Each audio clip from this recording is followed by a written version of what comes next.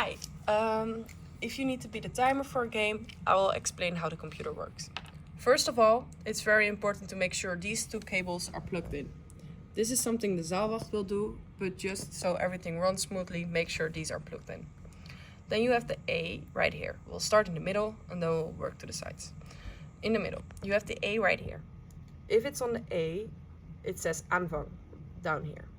Aanvang means warming up time. So then you put the warming up time until like 10 minutes maybe. Normally we do 15, but if the game started late or anything, you do it less. You normally communicate with the refs what the warm-up time needs to be.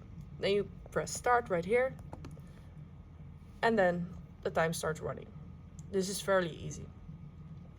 While the time is running for the aanvang, you put in here like the names of your teams. You can change this to like battles and another team. This entire stuff you don't have to use. This is not something you need to touch. It's just this you need to set up, and the aanvang, so like the time you need to start. Then if the aanvang run down, so the entire aanvang has happened and the game needs to start, you push the plus button and you go to P1. Let's say you accidentally put it already on -1, then you can put it back to P1 with the minus right here.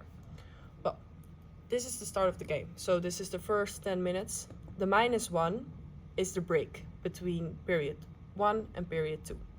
Then you have the same for P2 to P3. Then it's 15 minutes because that's halftime, and then you go on. You need to start these yourself. They don't always go automatically, so please make sure that they're running if you're the person sitting here. Like maybe you need to press start, maybe you don't.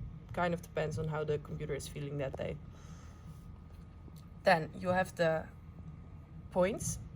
Those are these plus and these minus. This is fairly easy. If somebody scores a 3-pointer, I put 3. And if the ref says no, it was the 3-pointer, it was 2-pointer, you do the -3 and you do the +2. Well, and then for free throws, +1. So that's fairly easy. The same goes for the guests. That's the entire same system. Then you have the falls. You do plus, plus, plus, and let's say I give somebody so many falls, I put the minus again, and then you are back to the falls. If you have passed the 4-fall mark, then you need to put up the red thing. The red thing will lay on the table. It's very hard to miss. If a team has 5 falls, you can still put up the falls, not really necessary because after 5 falls it's free throws anyway. Then, if this team asks for a timeout, you push the timeout button and the timeout will start running right there.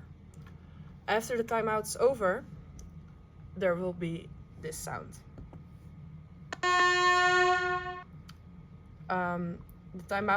If the timeout is running, the normal time needs to stop. This is very important, otherwise you will lose playing time. Timeout will stop the playing time. Then for the arrow is a block we have on the table, you just change it. The arrow you change by a jump ball or by tip off. This is also fairly easy, just don't forget to change the arrow when it's necessary.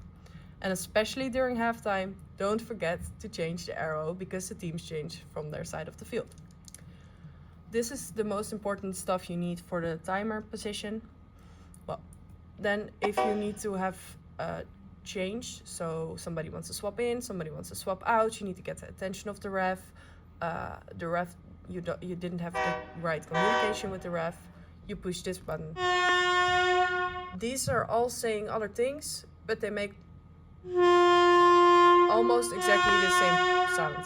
So it really doesn't matter which one you push, just push one of these and then it's fine. That's everything you need to know to be a timer.